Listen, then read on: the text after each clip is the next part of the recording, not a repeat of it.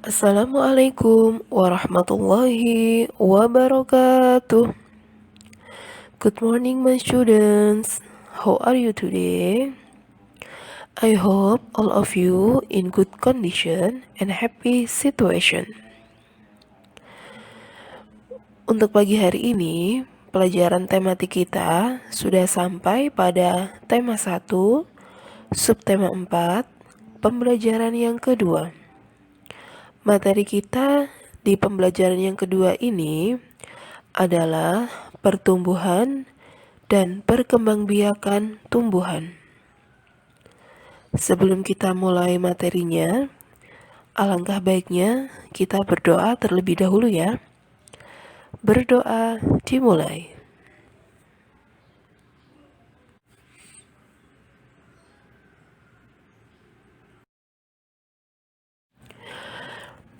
Pada tema 1, subtema 4, pembelajaran 2 kali ini, yaitu tentang pertumbuhan dan perkembangbiakan tumbuhan, kita akan membahas pertumbuhan pada pohon pepaya.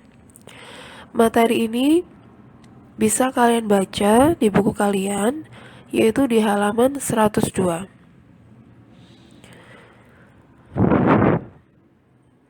Pepaya tumbuh berasal dari biji. Biji pepaya yang ditanam di dalam tanah melalui beberapa proses sehingga menjadi pohon pepaya dewasa. Jadi, pertama, biji pepaya yang ditanam akan berkembang menjadi kecambah. Kemudian, saat menjadi kecambah, dari biji pepaya akan tumbuh akar dan tunas daun kecil. Selanjutnya, kecambah tersebut akan menjadi tumbuhan pepaya muda. Daun yang awalnya kecil akan terus tumbuh semakin besar dan banyak. Akar dan batang tumbuhan pepaya juga akan tumbuh dari kecambah tersebut. Kemudian, jika terus dirawat dengan baik, tumbuhan pepaya muda akan berkembang menjadi tumbuhan dewasa atau pohon pepaya.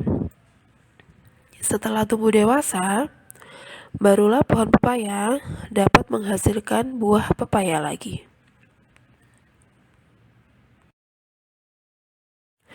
Setelah kita membahas mengenai pertumbuhan pepaya, selanjutnya kita membahas tentang kerjasama. Ada yang tahu kerjasama adalah apa? Ya, kerjasama adalah kegiatan yang dilakukan bersama-sama untuk mencapai tujuan bersama. Manfaatnya adalah menumbuhkan kebersamaan dan dapat mencapai tujuan bersama.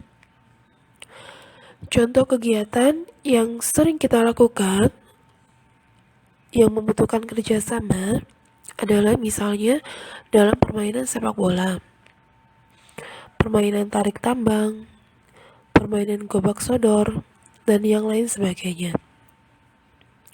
Jika antara anggota tim dengan anggota lainnya tidak melakukan kerjasama, maka bisa jadi dalam kegiatan tersebut bisa gagal atau tidak menjadi pemenang.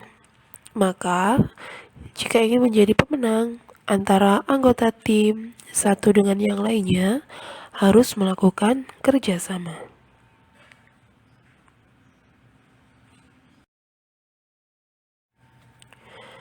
Di slide berikutnya, kita membahas tentang perkembangan tumbuhan bambu. Pernahkah kalian melihat tanaman bambu?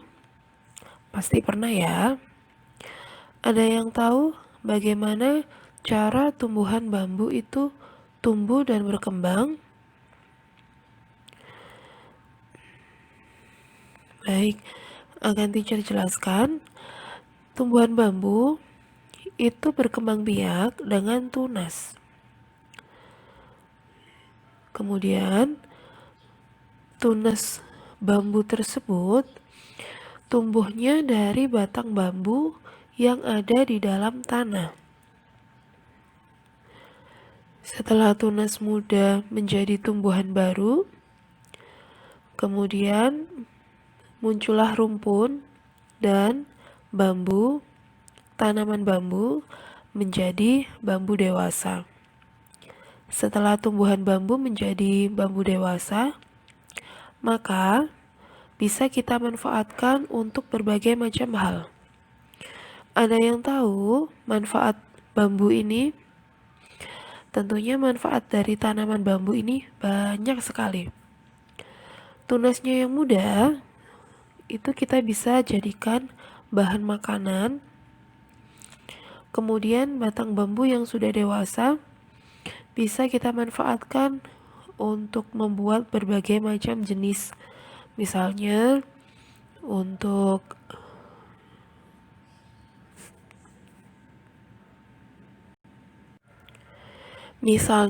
bisa digunakan untuk berbagai macam kerajinan, bahan untuk membuat kursi,